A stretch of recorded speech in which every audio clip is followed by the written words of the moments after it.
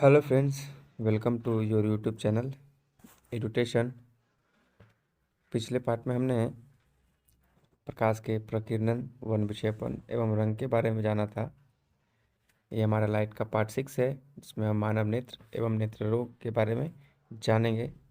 तो वीडियो में बने रहें और आइए जानते हैं मानव नेत्र एवं नेत्र रोग के बारे में। ये रहा हमारा नेत्र, जिसे हम पार्ट बाई पार्ट करके जानेंगे। हमारा आगे का भाग कॉर्निया, जिसे हम नेत्रदान में यूज़ करते हैं। ये हमारा पुतली है, जो प्रकाश के ज़्यादा या कम होने पे सिकुड़ती या फैलती है। इसमें एक द्रव्य भरा रहता है, जिसे हम चालक द्रव्य कहते हैं या एक्वस ह्यूमर।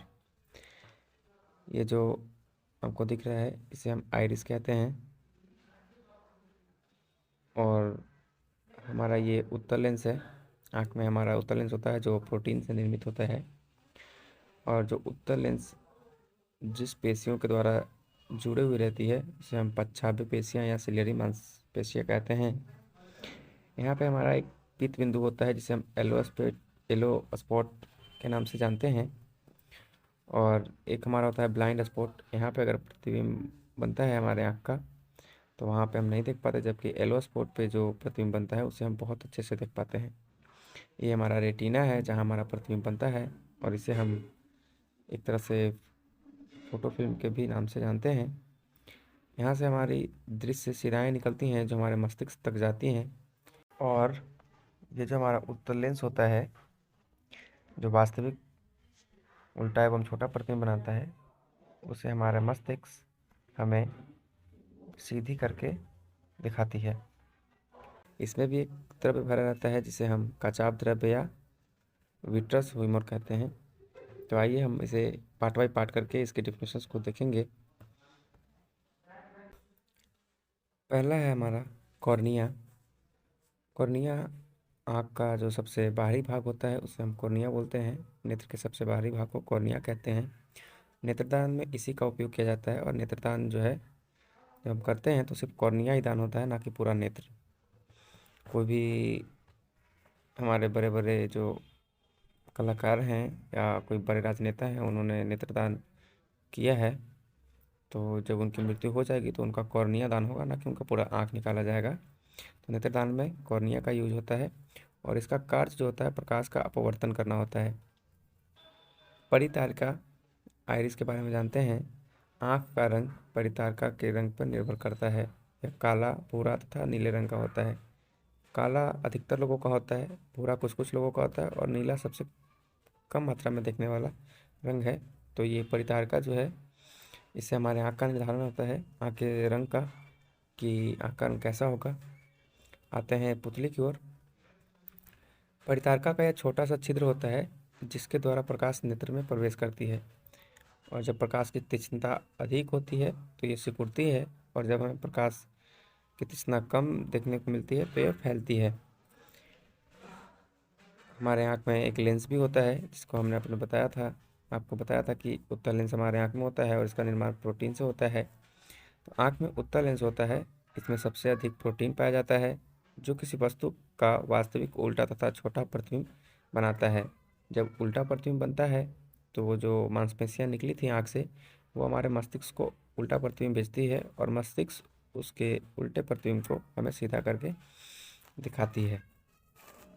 आते हैं नेक्स्ट स्लाइड की ओर। नेक्स्ट स्लाइड है हमारा पच्छाभ पेशियाँ। पच्छमाभ पेशियाँ, जिसे सिलियरी मांसपेशियाँ कहते हैं, यह लेंस को समायोजित करने का कार्य करती है। लेंस को समायोजित कार्य करने का अर्थ है कि उसे लेंस को पकड़ के रखती है, ताकि उसका जो फोकस दूरी है वो एडजस्टमेंट कर पाए। आते हैं अंध बिंदु की ओर। ब्लाइंड स्पॉट कहने का ये अर्थ है, ब्लाइंड मतलब अंध बिंदु। अगर यह रेटिना का वह स्थित बिंदु है जिस पर किसी वस्तु का प्रतिबिंब बनने से दिखाई नहीं देता, यानी कि उस टाइम हमें अंधपन का एहसास होता है जब यहाँ प्रतिबिंब बनता है। कहने का ये अर्थ है अंध से, यानी कि हमें नहीं दिखेगा। आते हैं पीत बिंदु यानी एलो स्पॉट्स की ओर। यह रेटिना पर वह बिंदु है जहाँ प्रतिबिंब बनने में सर्वाधिक स्पष्ट दिखाई देता है। देखिए ये जो दो बिंदु हैं ये दोनों रेटिना पे होती हैं, अंध बिंदु और पीत बिंदु। तो आप कंफ्यूज नहीं होंगे। अंध बिंदु हमारे रेटिना पे वो बिंदु है जहाँ पे प्रतिबिंब बनने पे नहीं दिखाई देता है, जबकि पीत बिंदु पे सबसे स्वच्छ दिखाई देता है, यानी सर्वाधिक स्पष्ट दिखाई देता है पीत बिंदु पे जब प्रतिबिंब बनती है। तो दृष्टि शिराएँ के बारे में आपको हम बताए थे कि जो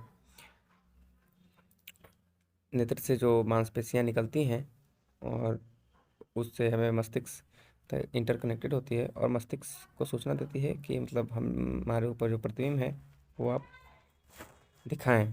तो जो प्रतिबिंब हमारा जो उल्टा प्रतिबिंब होता है वो जो मांसपेशियों के सहारे मस्तिष्क हमें सीधा दिखाती है। आते हैं चालक या काचाप द्रव। ये दोनों द्रव भी हैं, एक आगे होते हैं और एक पीछे में। लेंस और कॉर्निया के बीच में चालक द्रव और लेंस और रेटिना के बीच में काचाप द्रव। यह प्रकाश का अपवर्तन करता है। आपको हम बताए थे प्रकाश के अपवर्तन में कि जब प्रकाश एक माध्यम से दूसरे माध्यम में प्रवेश करती है तो प्रकाश का अपवर्तन होता है। तो बाहर का माध्यम हवा होता है जबकि अंदर का माध्यम काचाप द्रव या चालक द्रव होता है। तो यहाँ से जब इसमें इंटर करेगी तो प्रकाश का अपवर्तन होगा।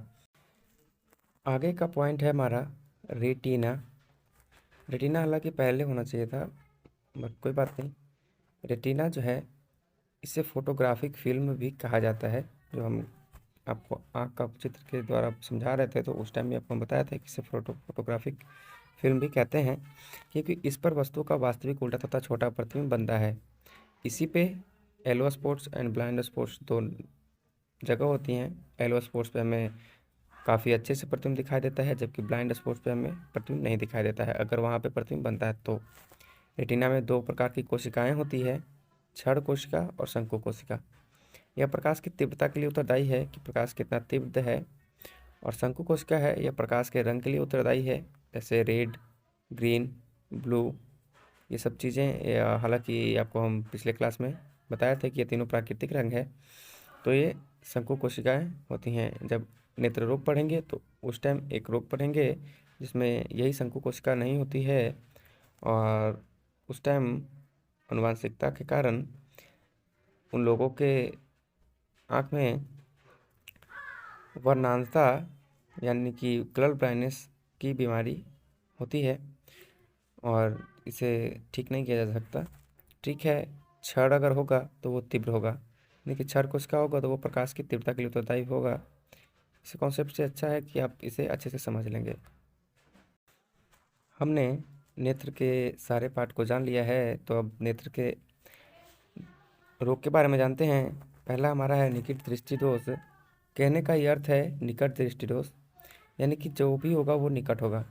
यानी कहने का अर्थ है कि जो हमारा कॉर्निया है इससे हम रिलेट करेंगे। कॉन्सेप्ट आप समझिएगा अच्छे से। ये जो हमारा कॉर्निया है, निकट दृष्टि दोष में कॉर्निया से जो प्रतिबिंब बनता है वो निकट बन जाता है, यानी कि वो रेटिना पे न बन के कॉर्निया से नज़दीक बन जाता है। यानी कि ये कॉर्निया से नज़दीक बनेगा तो उसे निकट दृष्टि दोष बोलेंगे, जबकि वस्तु अनंत से आएगी यानी कि दूर वाली वस्तु हमें नहीं दिखती है। परिभाषा से समझते हैं, इसे मायोपिया भी कहते हैं इंग्लिश में। निकट दृष्टि दोष में दूर की वस्तु दिखाई नहीं देती है। जो दूर से की वस्तु से जो प्रतिबिंब आती है वो थक जाती है और प्रतिबिंब रेटिना पर न बन के इधर ही बन जाता है और वो कॉर्निया से निकट बन जाती है, इसीलिए इसे निकट दृष्टि दोष कहते हैं। नेत्र लेंस की मोटाई बढ़ने के कारण फोकस दूरी घट जाती है। ये जो नेत्र लेंस है हमारा उत्तल लेंस, इसकी जो मोटाई है वो बढ़ जाती है और इसकी फोकस दूरी घट जाती है, जिससे आपको बताया था कि उत्तल लेंस प्रकाश को केंद्रित करता है अपने फोकस पे। तो जब इसकी फोकस दूरी घट जाएगी तो ये फोकस कहीं और बना लेगी और फोकस कॉर्निया के नज़दीक बना लेती है, जिससे निकट दृष्टि दोष देखने को मिलता है हमारे आँख में। अब इसके उपचार के बारे में बात करें तो आपको हम जब लेंस पढ़ा रहे थे तो उस टाइम बताए थे कि उत्तल लेंस और अवतल लेंस प्रकाश को क्या करता है। तो इसमें हम अवतल लेंस का यूज़ करेंगे क्योंकि इसकी फोकस दूरी घट गई है, तो ये प्रकाश को और फैला देगा और जिससे प्रकाश थोड़ा सा आगे जाके केंद्रित होगा और वो पॉइंट हमारा रेटिना होगा। तो प्रकाश यहाँ पे फैलाने का काम करता है अवतल लेंस। लेंस में हम अपने लेंस का अगर आप वीडियो नहीं देखे होंगे तो लेंस में आप जाकर देख लें, लेंस का कॉन्सेप्ट क्लियर हो जाएगा और फिर आप इसे अच्छे से समझ पाएंगे। उपचार के लिए हम अवतल लेंस का यूज़ करते हैं क्योंकि ये प्रकाश को फैलाती है और जब ये उत्तल लेंस के थोड़ा सा दूसरे सिरे पे आती है, क्योंकि हम जो अवतल लेंस जो मोटा हो गया, सॉरी उत्तल लेंस जो मोटा हो गया उसे तो हम पतला कर नहीं सकते, तो ये प्रकाश के किनारे जो है, यानी कि मतलब इस बिंदु पे जो प्रकाश यहाँ आ रही थी वो अब यहाँ आएगी तो थोड़ा सा तो दूर जाएगी और वो रेटिना पे प्रतिबिंब बन जाती है।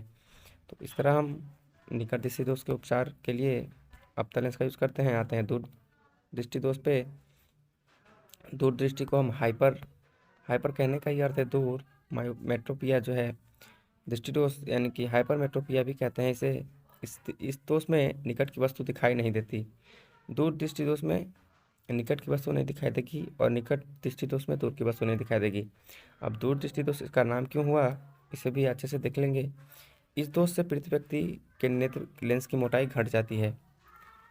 उसमें मोटाई बढ़ रही थी और इसमें मोटाई घट जाती है, जिसके कारण फोकस दूरी बढ़ जाती है। अब दूर दृष्टि दोष कहने का अर्थ है कि ये जो हमारा नेत्र था, तो कॉर्निया से जो प्रतिबिंब बनेगी वो दूर बनेगी, यानी कि नेत्र के रेटिना पे न बन के रेटिना से आगे चले जाएगी, और इसे हम दूर दृष्टि दोष इसलिए नाम देते हैं क्योंकि ये कॉर्निया से प्रतिबिंब दूर बनाती है। आइए देखते हैं इसके उपचार। तो इसके उपचार के लिए हम उत्तल लेंस का प्रयोग करेंगे। जब आपका लेंस कॉन्सेप्ट अच्छा होगा तभी आप इसे समझ पाएंगे। तो उत्तल लेंस में हम बताया था आपको कि प्रकाश को ये केंद्रित करता है किसी पॉइंट पे। तो जब ये आ रहा था और ये प्रतिबिंब नेत्र के बाहर बना रहा था, जब हम आगे उत्तल लेंस लगा देंगे तो ये प्रकाश को सिकुड़ा देगा, और सिकुड़ाने के बाद क्या है कि प्रकाश थोड़ा सा और सिकुड़ जाएगा, तो ये प्रकाश रेटिना पे प्रतिबिंब बना देगी, जिससे हमें देखने में आसानी होती है। तो अपने दूर दृष्टि दोष और निकट दृष्टि दोष अच्छे से समझ लिया होगा। तो आइए नेक्स्ट डिसीज देखते हैं। नेक्स्ट हमारा है जरा दृष्टि दोष। जरा दृष्टि दोष में कहने का अर्थ है कि इसमें निकट एवं दूर दोनों की वस्तु दिखाई नहीं देती है। यह उम्र बढ़ने के साथ साथ होता है। जैसे जो हमारे बुढ़ऊ लोग होते हैं गांव में, तो उनको आप देखते होंगे कि उनमें उनका जो चश्मा होता है, तो कभी वो ऊपर ताकते हैं तो ऊपर के लिए यानी कि दूर देखने के लिए कुछ और लेंस का यूज़ करते हैं, और नीचे देखने के लिए कोई और लेंस का यूज़ करते हैं। तो उसे हम द्विफोकली लेंस, बाईफोकल लेंस या अवतल और उत्तल लेंस से बना चश्मा भी कहते हैं। तो इसमें होता ये है कि जब हमें नज़दीक का देखना होता है तो उसमें हम उत्तल लेंस, और दूर देखने के लिए अवतल लेंस का यूज़ करते हैं। तो आप पीछे अच्छे से देख लेंगे।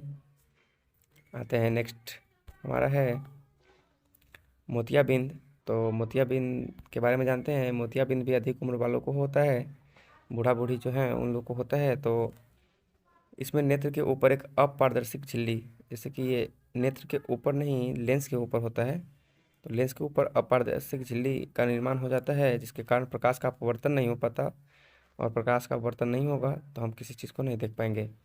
जब प्रकाश अंदर जाएगा ही नहीं तो फिर हम देखेंगे कैसे। तो जब इसका ऑपरेशन होता है, इसका उपचार ऑपरेशन ही है, और किसी लेंस और चश्मे के माध्यम से इसे हम ठीक नहीं कर पाएंगे। तो होता ये है कि इसे हम ऑपरेशन के माध्यम से इस झिल्ली को बहुत नाजुक तरीके से हटाते हैं और मोतियाबिंद का उपचार करवाते हैं। आते हैं नेक्स्ट स्लाइड की ओर। नेक्स्ट स्लाइड है हमारा अबिंदुकता एवं वर्णांतता। अबिंदुकता जो है कि इस दोष से पीड़ित व्यक्ति क्षैतिज और ऊर्ध्वाधर रेखा में एक साथ अंतर नहीं कर पाते हैं, और इसका उपचार है बेलनाकार लेंस। जैसे कि अगर उसे एक बार ऐसे करके प्रतिबिंब दिखा दिया जाए तो ये नहीं बता पाएंगे कि ये खड़ी है और ये पड़ी है, यानी कहने का अर्थ है कि क्षैतिज और ऊर्ध्वाधर रेखा में एक साथ अंतर नहीं कर पाते हैं, उसे हम अबिंदुकता कहते हैं। उपचार में हम सिलिंड्रिकल लेंस का यूज़ करते हैं। आते हैं वर्णांतता की ओर।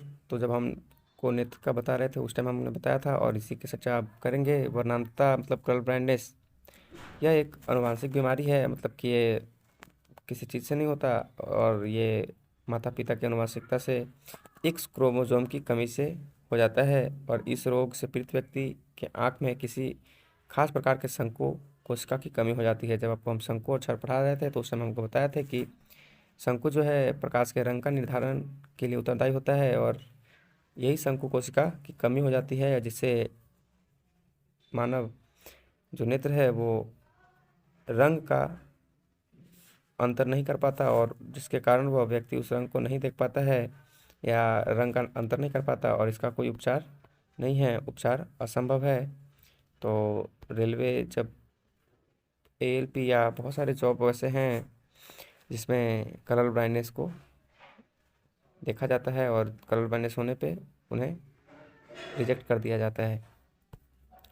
तो ये रहा हमारा आज का क्लास लाइट पार्ट 6, मानव नेत्र एवं नेत्रों के बारे में हमने जाना। आगे की ऐसे वीडियो आते रहेंगे। लाइट का पार्ट 6 है अभी, आगे लाइट पार्ट 7 और पार्ट 8 जल्द ही आपके सामने आएंगे। तो वीडियो में बने रहें और वीडियो कंटिन्यूसली देखते रहें। चैनल को सब्सक्राइब करें अगर वीडियो इन्फॉर्मेटिव हो तो। Thank you for watching एडुटेशन।